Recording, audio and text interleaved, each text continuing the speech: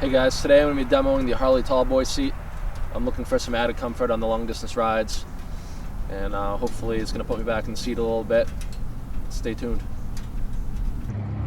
It's pretty comfortable. Definitely brings you back in the seat a little bit.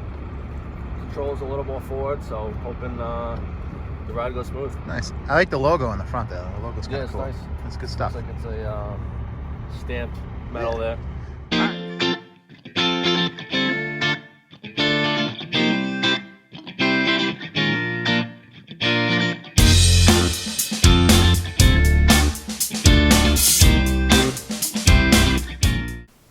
Alright, so we just finished up the ride, put in just under 90 miles.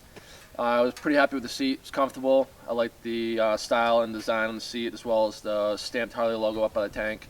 However, the seat's not the right one for me. With the 12-inch factory 47 bars that I have and the 10-inch Windvest, I was still up over both of those. So I would recommend starting out with the seat first if the seat's right for you, and then doing the bars and windshield afterwards. So I'm going to pass on this one and go on to the next seat.